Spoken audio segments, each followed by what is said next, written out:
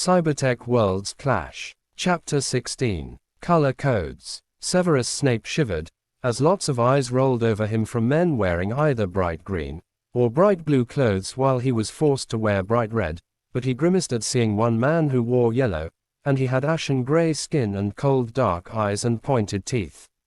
This was the first time he would be eating in with the other inmates of this prison since he was brought to this place. He had been kept separated for the past 2.5 months as he was kept in solitary and watched around the clock as he was supposedly put on suicide watch, but he knew there was more to it than that. Severus had been offered a deal. It was a terrible deal, so he chose to hold out for better. He wouldn't tell Voldemort's secrets without the offer of complete freedom, and he was pretty sure that was never going to happen. The Muggles didn't do things like that like the magical world would.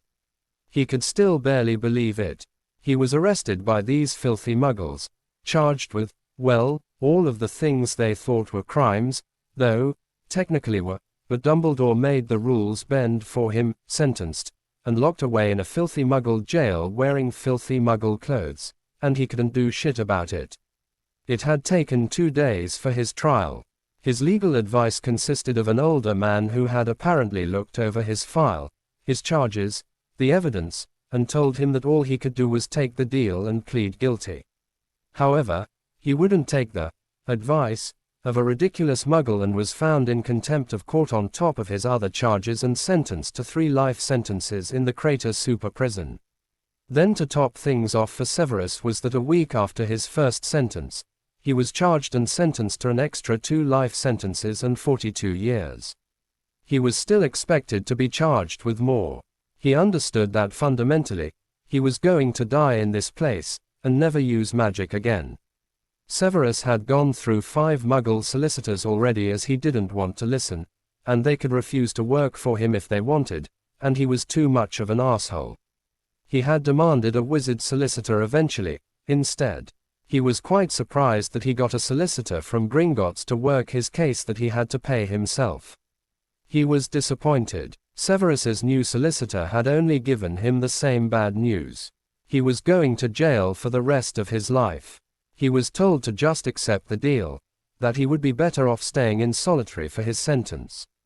It had been a waste of money as he wouldn't listen. Severus was carrying his food, or more correctly put, slop, the people who made it called it a stew, over to where he would hopefully be safe with the Death Eater prisoners. He had thought about going with the Order of the Phoenix, but they didn't look very impressive, and it looked like Ronald Weasley has recently been beaten up. He was sure Albus would understand, as both Crabbe and Goyle had been incarcerated too, and they were huge. Surely no one would want to deal with bothering them. However, suddenly a silver-haired young man wearing green was in front of him, and his slop went pouring down his red top, and his tray and dish and beaker clattered to the floor where the silver-haired green kicked them out of their way. The young man had a wide grin stretching his pale lips as he inspected the greasy red. "The name's Pietro," he said innocently, but the gleam and coldness in his eyes caused Snape to take a step back and look around for help. However, no help seemed to be coming as the hall had gotten nearly quiet and everyone was watching, some muttering some kind of wages amongst the friends.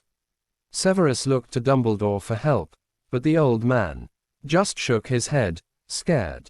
He didn't even look sorry for him, more worried they would come after him next.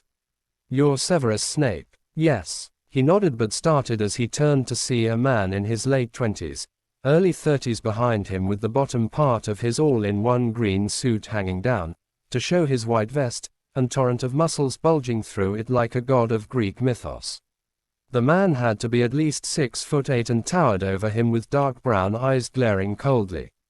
He noticed like the silver-haired guy was wearing those shackle-like bracelets, like those he also wore. They were the worst part, knowing that they could induce pain. Snape shivered, and tried to move back but bumped into someone else. He looked to see that the silver-haired man had moved a little and was resting up against an empty table. In his place was a built brown-skinned man with his hair cut short and painted a golden bronze color. His dark eyes were also cold. It looked like only the silver-haired man was amused as he was still grinning. This new man looked to be the youngest and stood at 5 foot 11 feet tall at most, and his jumpsuit was just like the large white man's, but he wasn't wearing a vest, exposing his solid-looking tattooed body. "He's Pyotr," the man spoke. "I'm Evan, but you can call me Spike," he said, chuckling coldly, and Snape almost lost bladder control as the man raised his right hand, and out came a light brown-gray spike that looked almost tree or rock-like, before he just used his other hand to pull out what could be considered a 6-foot-long bow staff with sharp-looking points. "We heard a nasty little rumor about this new guy." Pietro spoke up, and he moved at unnatural speed, getting in Snape's face in moments.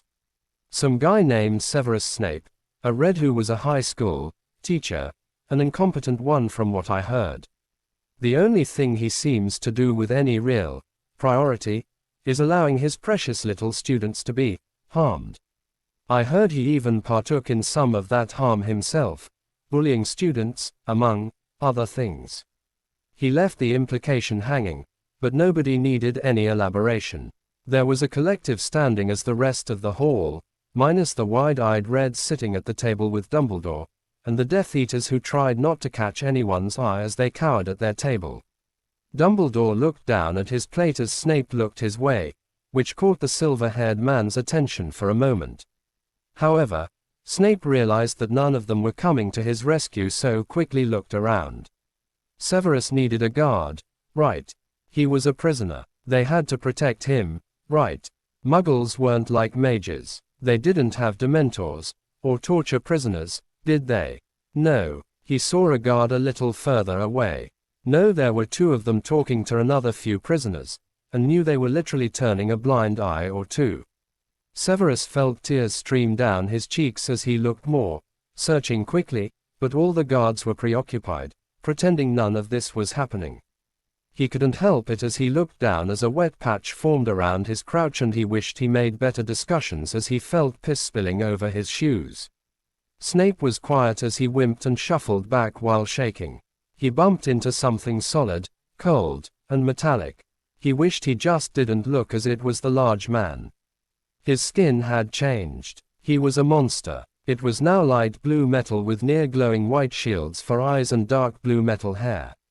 "Well," the metal man said in a Russian accent, "that wouldn't happen to be you now, would it?" he demanded angrily. "Is Severus Snape a popular Earth name around his part of the planet?" Came the sneeringly cold voice of the being in yellow, standing just over 6 feet, and his semi-scaled skin bulged taut in his suit. "I can't say it is," Pietro commented offhandedly as the yellow stalked closer with a gray swirl of light in his eyes. "Do you know what we would do to a person like you on my world?" The yellow demanded coldly as he bared his sharp teeth, and Snape quickly shook his head, too terrified to even question the "my world" part to himself. "Well, hurting our children, purposefully of course, as accidents do happen, in any way, is a crime punished with labor so fierce, so toiling that eventually you'll die a terrible death, being of some use, being abused, eventually, if you were lucky. They choose to no longer care about giving you just enough medical treatment that you won't die." The yellow chuckled whimsically as he stepped closer before he continued. "This world, this country is so much softer.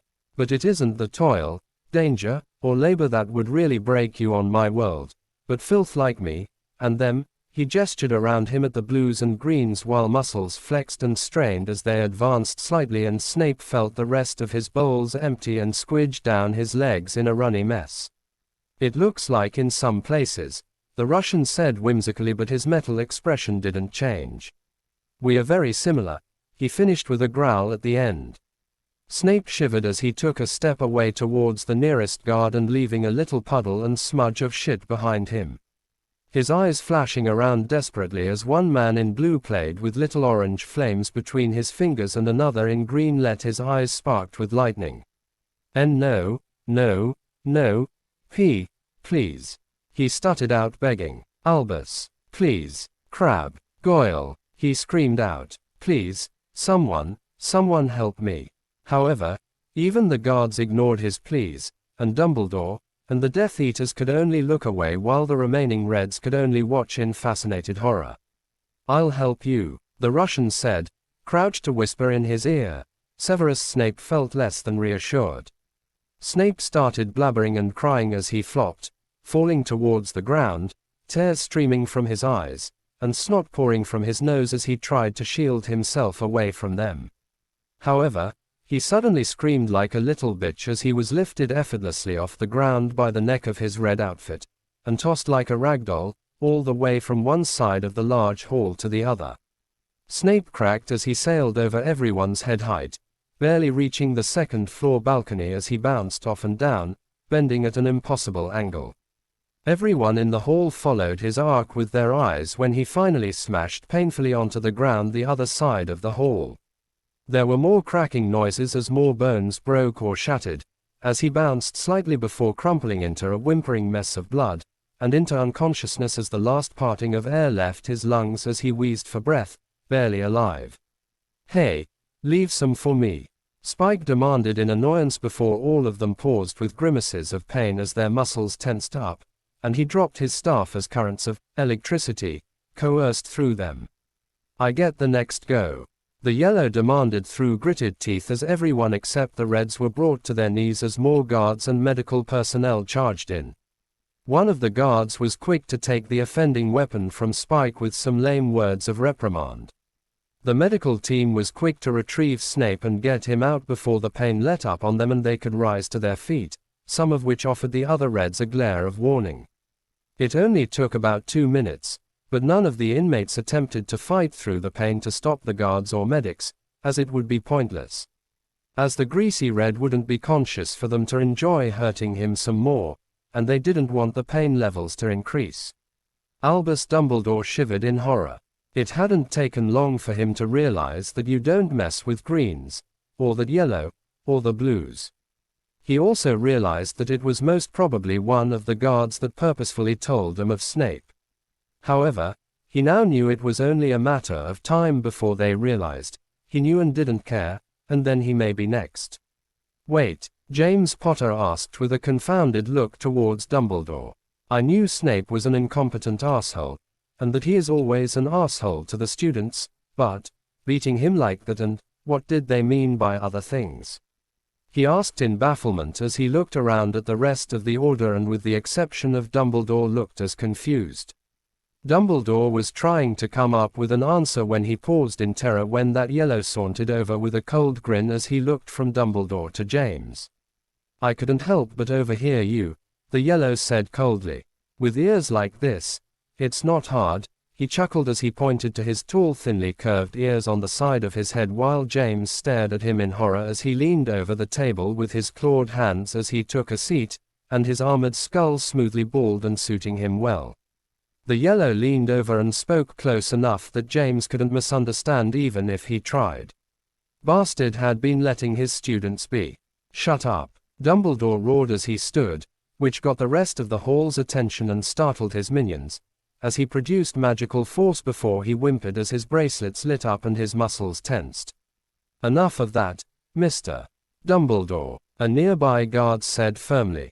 "Play nice or I may have to send you to solitary," he added as he walked past, and Dumbledore slumped back to his seat glaring at the smug-looking Yellow. What did Snape do?" James asked as he turned his confusion to the Yellow. And what are you? I don't understand what's going on." The Yellow chuckled coldly. "My name is Matchy. I'm a thief from a star system, a few systems over. I got caught by humans." He laughed as if it was something to feel humiliated over. "I was hiding out on this planet. It's sort of the middle of nowhere, so I figured I would be safe. I got a bit greedy and now here I am. Much nicer prisons than my world or the Nova Corps." The Yellow shrugged as it amused him that the Reds were further confused. "As for that ex-teacher, I heard he was charged with allowing male students to abuse female, and tried it for himself too. Let parents get away with abusing their own children," he said with a shrug, but his eyes held anger, as he helped himself to a cold soggy chip from James's plate, and slowly ate it while James had gone pale and green-cheeked as he turned to the old man. "What was Snape doing?" James Potter asked as he looked to the old man having pushed his, surprisingly tasty, pizza slice and chips to one side as they were cold, and seeing a grown man mess himself when confronted by the greens and yellow made him lose his appetite. Nodding slightly, James let Matchy have his remaining food when he asked whether it would be okay, as he would never be able to keep it down, as he felt sick. James wasn't sure how he could have felt about what he heard, so he just pushed the plate towards the yellow, and the alien man started on it, not caring that it was cold. Got to hand it to humans though, Matchy said with a delighted growl. You sure know how to make a good pizza, and I like fries. These fat fries are my favorite. Even in here they can't go wrong with pizza and fries. James felt a little nauseous as he chose not to answer the yellow and continued staring at the old man. Dumbledore didn't show any sign of surprise. He found himself wondering whether Dumbledore had really looked the other way, or whether he might have even participated. It's nothing to concern yourself with, James, he answered quietly. Ignore that thing, he said, sparing the yellow a cold look, but said yellow didn't look like he cared. They're only Slytherins, and it was for the greater good that we left things the way they are. But James tried to think of some rebuttal. He tried to even conjure anger at the old man. He could feel his anger at Snape, but it felt diluted, indifferent. This was something he should care about, wasn't it? After all, this was the headmaster of the school he was only too happy to send his daughter. James was feeling confused, as if he had a cloud within his mind. He had been feeling confused for a few days now. He was feeling guilt for some things that before he never had, and questioning things he should have before they happened. It wasn't as strong as he figured it should be, but it was still there, guilt, making him think. This was the first time since he went to Hogwarts that he was thinking of questioning Dumbledore, wondering why he let Dumbledore have so much say in his family's life, his family's future. Dumbledore took my son. Oh. The alien man growled as James crinkled his brow. This is getting interesting. Keep at it, human. Chains like that were made to be broken. He chuckled as his eyes swirled with grey light. Shut up. Dumbledore hissed at Matchy in worry before he turned back to James. Stop with this nonsense, James. Don't listen to this thing. It was for the greater good. Dumbledore spoke with a finality that just rubbed the younger man the wrong way, as his eyes flashed to the glowing grey of the alien before back to the old man's blue. They no longer twinkled like he remembered. Severus Snape was a vital part of the war. He spied on Voldemort. We had to keep him happy. James just shook his head with wide eyes as he looked at other Order members to see them nodding along with Dumbledore, but Dumbledore had this look of concern and worry that was growing faster and larger as he saw something only Matchy saw before. Wow. Somebody is waking up from La La Land, as you humans would say. Matchy growled out in glee. Fuck you, Albus. James hissed out as he ignored Matchy, and he slid off the bench, standing and moving away while his hazel eyes were cold, angry, and hateful. Hey, are you fucking mental? He roared out, suddenly grabbing at his head as a huge burst of accidental magic erupted up and span around him as his head split in agony, just as Dumbledore stood to try hushing him up before any more attention came their way. James's head felt like it was on fire, and he couldn't think clearly as the wave of magic blast Dumbledore in and over the table, where he landed in a painful heap with that annoying Weasley boy crunching underneath the old man. Dropping to his knees, James was still holding his head, thinking hurt like hell was partying inside his skull. He didn't see it, but Matchy had finished the last of his free meal and slid off his bench and stepped towards James. Moments later, James collapsed unconscious into the yellow's powerful arms, stopping him from hitting his head. However, James still had some blood dribbling from his eyes, ears, nose, and mouth. Pietro had watched the whole scene, only getting bits and pieces of conversation as some was spoken too quiet for his advanced hearing. However, as he watched medics quickly taking the man away from Matchy, he had to wonder about those magicians, as he didn't know what Matchy's angle was. Probably bored. Odd. Very odd, but it looked like the old man was letting the greasy red get away with his crimes crimes even he was disgusted with, and was even the head teacher. Pietro was quick to inform his crew about the old man as he watched some more medics take him, and that arrogant little twerp Ginger top away, as they had both been injured by that odd, yet uncontrolled burst of power. Voldemort, the Dark Lord, you know who, obviously the same person, but the question would be how to find him and his Death Eaters. Pietro was almost certain his dad would want to meet this bastard if he didn't get lobbed Ion jail first. They had similar goals for different species, but at least the Brotherhood didn't go around murdering innocent people just for fun. Well, he was not too sure on Sabretooth's stance on that front, but the majority of them didn't. However, it could come to blows, so he supposed it could be fun. After all, these Reds were pathetically arrogant about their own self-worth. Well, the Ginger asshole and the Death Eaters were. He was almost positive the old man was the same. He sounded like a preacher that didn't want to practice, as that would be too difficult for him. Also, it looked like they could use their powers in here, but most of them may need something, a tool of some kind to consciously do so, a wand or staff, something like that. What an interesting bunch of freaks. Pietro soon joined in with plotting some pain for the old man. Piotr had had his turn, so now Evan wanted to have a go at playing, since the alien seemed to have enjoyed fucking with the other Reds with whatever mindfuck he helped remove from that other Red. Spike did say something about shoving a sharp stick where the sun was yet to shine.